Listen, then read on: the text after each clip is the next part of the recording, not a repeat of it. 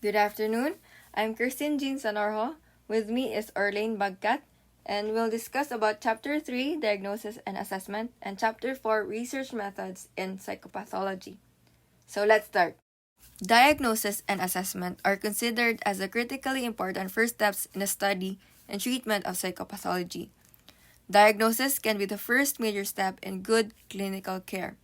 Having a correct diagnosis will allow the clinician to describe base rates, causes, and treatment for the person, all of which are important aspects of good clinical care. A diagnosis can help a person begin to understand why certain symptoms are occurring, which can be a huge relief. Many disorders are extremely common, such as depression, anxiety, and substance abuse. Knowing that his or her diagnosis is common can also help a person feel less unusual. To help make the correct diagnosis, clinicians and researchers use a variety of assessment procedures, beginning with a clinical interview. Broadly speaking, all clinical assessment procedures are more or less formal ways of finding out what is wrong with a person, what may have caused problems, and what can be done to improve the person's condition. Assessment procedures can help in making a diagnosis, and they can also provide information beyond a diagnosis. So in this discussion, we will describe the official diagnostic system used by many mental health professionals, as well as the strengths and weaknesses of the system. We will then turn to a discussion of the most widely used assessment techniques, including interviews, psychological assessment, and neurobiological assessment. Let's start with a discussion of two concepts that play a key role in diagnosis and assessment: reliability and validity. Reliability refers to a consistency of measurement, and here we will discuss the types that are most central to assessment and diagnosis. And these are inter-rater reliability, test-retest reliability, and internal consistency reliability. So, inter-rater reliability refers to the degree to which two independent observers agree on what they have observed. Test-retest reliability is the extent where the same group of people are being tested twice on different occasions, sometimes weeks or months apart, that has the same test results. And lastly, internal consistency reliability. This measures whether the items of scale are related to each other, suggesting that they are measuring the same construct. Validity is a complex concept generally related to whether a measure measures what it's supposed to measure. Validity is related to reliability. Unreliable measures will not have a good validity because an unreliable measure does not yield consistent results. It will not relate very strongly to other measures. There are three types of validity, and these are content validity, criterion validity, and construct validity. Content validity refers to whether a measure adequately samples the domain of interest. Criterion validity is evaluated by determining whether a measure is associated in an expected way with some other measure or criterion. Construct validity, according to Cronbach and Mell, 1955, Heyman, 2002, is a more complex concept. It is relevant when we want to interpret a test as a measure of some characteristic or construct that is not observed simply or overtly. Construct validity is evaluated by looking at a wide variety of data from multiple sources.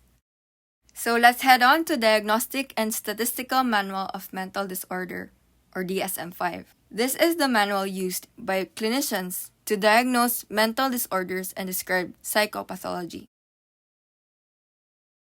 In its 5th edition, it has two major innovations, which includes specific diagnostic criteria and has more descriptions of features. In the specific diagnostic criteria, the symptoms for a given diagnosis are spelled out precisely, and clinical symptoms are defined in a glossary. And the characteristics of each diagnosis are described much more extensively than they were in DSM-2. For each disorder, there is a description of essential features. than of associated features, such as laboratory findings and results from physical exams. Removal of the multi-axial system. The multi-axial system developed for DSM-4TR is removed in DSM-5. In place of the first three axes of DSM-4TR, clinicians are simply to note psychiatric and medical diagnosis. Organizing diagnosis by causes. DSM-5 defines diagnosis entirely on the basis of symptoms.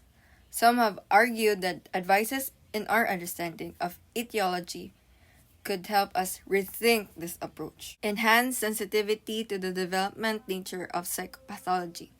In DSM-4TR, childhood diagnoses were considered in a separate chapter. Most of those diagnoses have now been moved into other relevant chapters of DSM-5 to highlight the continuity between childhood and adulthood forms of disorder. New diagnoses. Several new diagnoses are proposed in the DSM-5, combining diagnoses. Some of the DSM-4TR diagnoses have been combined because there is not enough evidence for differential etiology, course, or treatment response to justify labeling the conditions separately.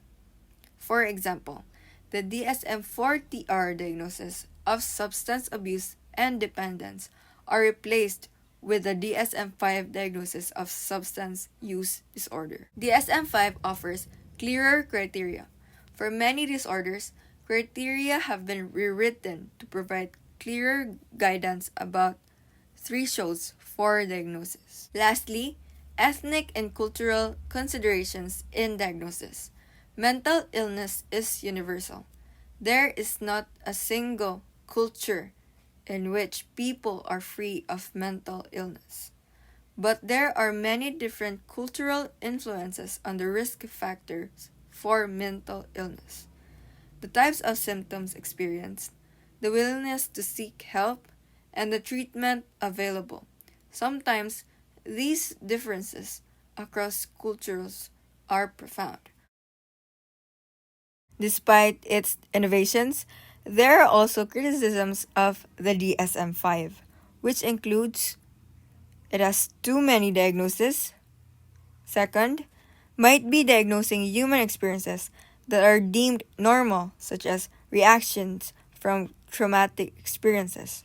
Third, different diagnoses seems to have the same etiology and characteristics, such as depression and anxiety.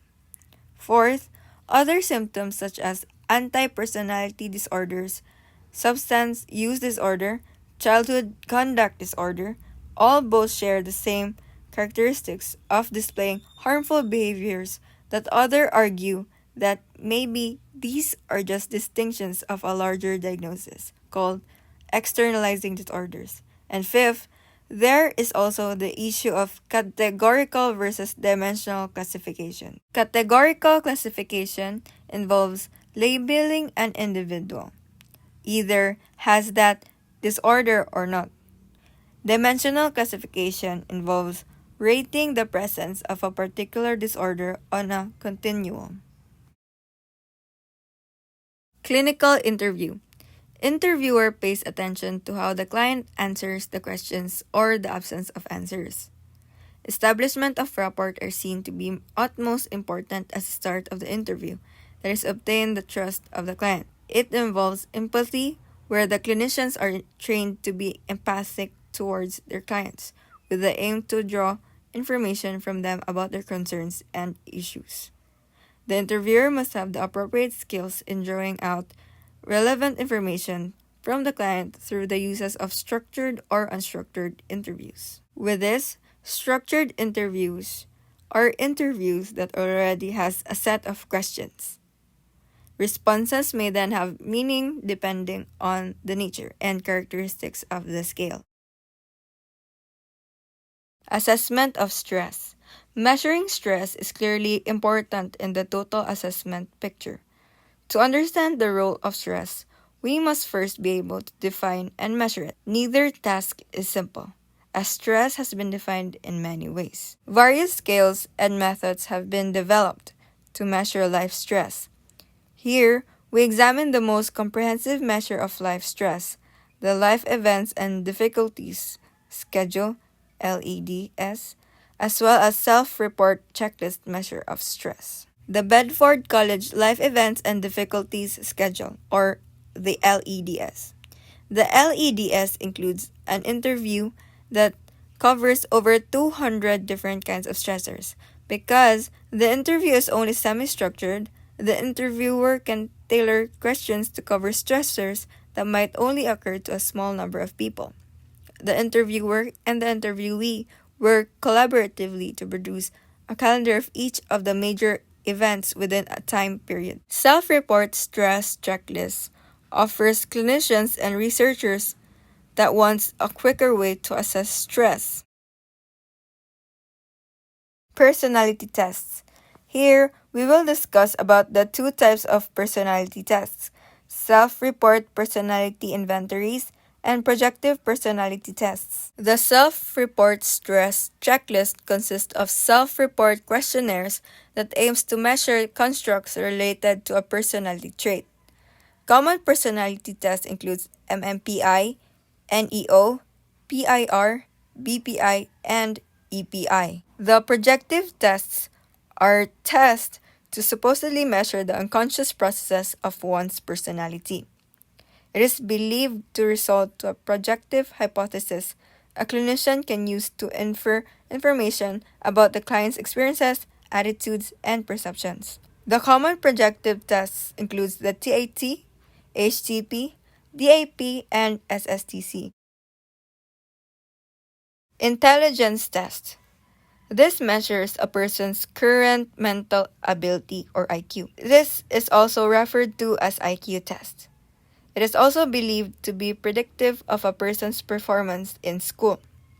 The common IQ tests includes the WAIS-4, the WISC-4, the WPPSI-3, and SB5, also used to diagnose learning disorders.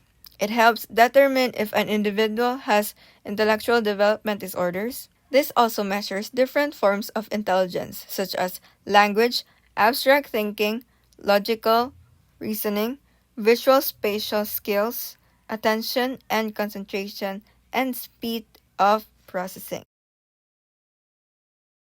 Direct observation of behavior.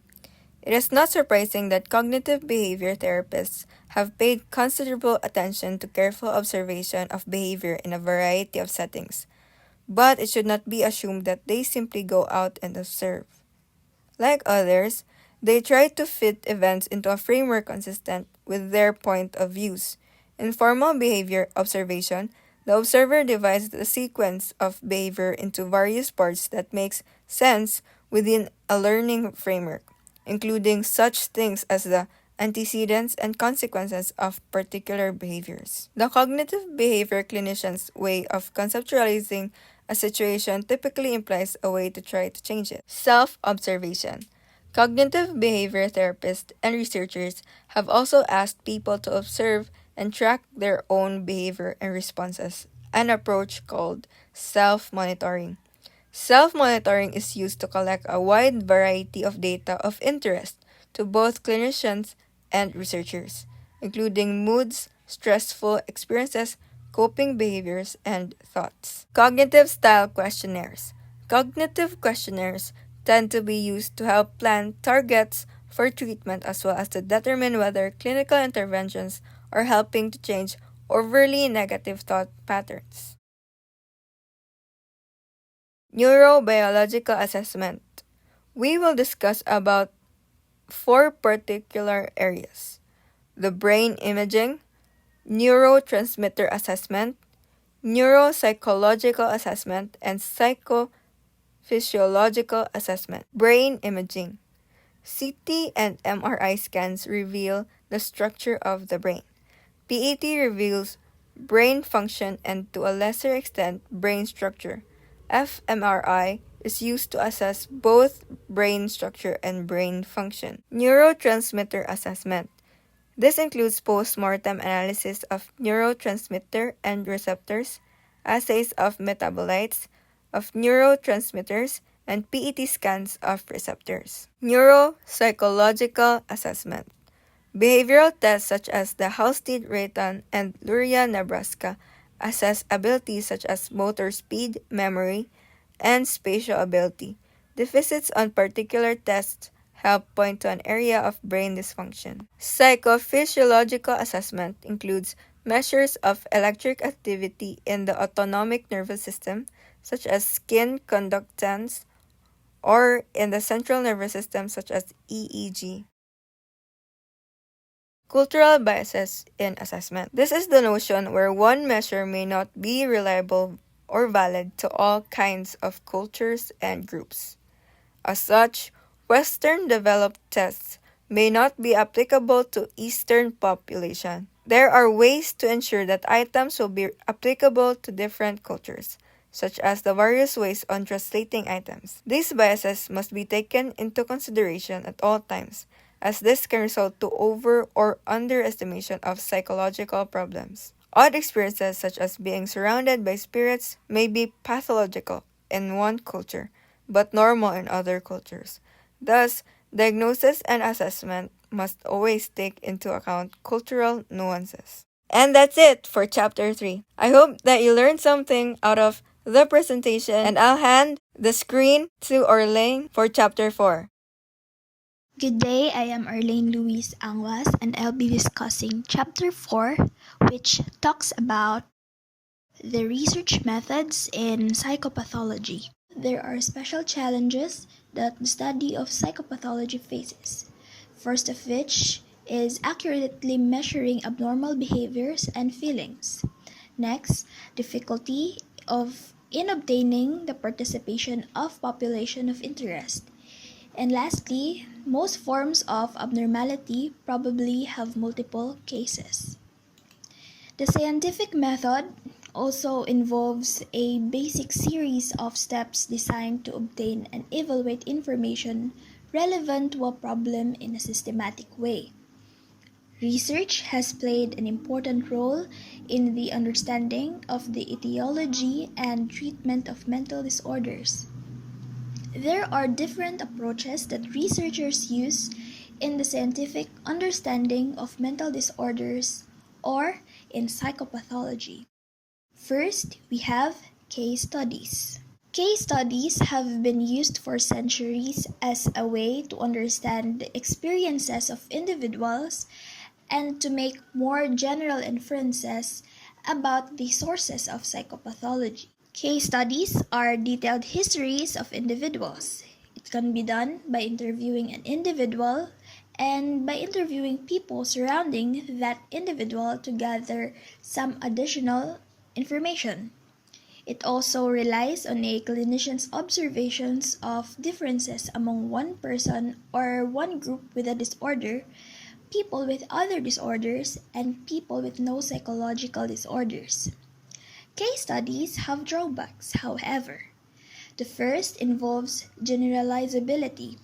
It is the ability to apply what we have learned to other individuals or groups. The conclusions drawn from the study of an individual may not apply to many other individuals. This limitation is especially obvious when case studies focus on people whose experiences may have been dramatic but unusual. It also suffers from a lack of objectivity on the part of both the individuals telling their stories and the therapists or researchers listening to the stories. The person involved might have biases that could affect the individual statements. Our next one is the most common study, not just in psychology but also in medicine. Just like any sciences, psychopathology utilizes scientific methods in coming up with well-studied informations regarding disorders and everything on this matter. Correlational studies examines the relationships between the variables. By variables, meaning the independent variable and the dependent variable, without any manipulation. It can show that two variables are related, but it cannot show that one variable causes the other. It can show that the independent variable precedes and predicts changes in the dependent variables over time. Under correlational study, we have group comparison, which evaluates differences between key groups, such as group that experienced a certain stressor and a matched comparison group that did not. Next is the continuous variable studies, which evaluates the relationship between two variables that vary along a continuum. Both of them can be either cross-sectional, meaning observing people at only one point in time, or longitudinal, meaning observing people on two or more occasions over time. We measured correlation through the correlational coefficient. Correlation coefficient is a statistic used to represent the relationship between variables. It has a value of either 1.00 to positive 1.00, which talks about the magnitude and direction. Negative signs means negative correlation, or higher of one variable means lower of the other variable. And positive signs means positive correlation, or higher of one variable means higher of other variable. B. Epidemiological studies. Epidemiology is the study of the frequency and distribution of a disorder or a group of disorders in a population. This study focuses on three types of data. First is prevalence, which refers to the proportion of people with a disorder. Next is incidence, that refers to the proportion of people who have developed the new cases. And lastly, the risk factors, which are the variables that may contribute to the development of a disorder. In determining the prevalence and incidence and risk factors of a disorder, first, the population of interest must be identified, then identify also the random sample of the population, and lastly, utilized a structured clinical interview. There are limitations in the study, which is that it cannot establish that risk factors causes disorders, and also third variables may explain the relationship between risk factors and disorder rates. Next, the experimental studies. Experimental studies trademark is having control or the ability to manipulate a variable. This study attempts to control the independent variable and any potentially problematic third variables, rather than simply observing them as they occur naturally. Under this kind of method is human laboratory studies, wherein participants are exposed to a variable and then would be determined if it is a factor. It also have therapy outcome studies, which is an experimental study designed to test whether a specific theory, whether of psychological therapy or biological therapy, reduces psychopathology in individuals who receive it. And single case experimental design, wherein a single individual or a small number of individuals are studied intensively. The drawback it have is that its external validity can be questioned and it posed serious ethical issues. Adding to the list of research methods in psychopathology is genetic studies. Genetic studies examines phenotypes, the observable characteristics or behavior of the individual, and genotypes, the unique genetic makeup of individual. Under it, we have family history studies, which examines a behavioral pattern or emotional trait in the context of the family. Twin studies that aims to reveal the importance of environmental and genetic influences for traits, phenotypes, and disorders. And adoption studies, which used to estimate the degree to which variation in a trait is due to environmental and genetic influences. And the molecular genetic studies and linkage analysis that searches for associations between specific genetic abnormalities, which can also be referred to as genetic markers in psychopathology.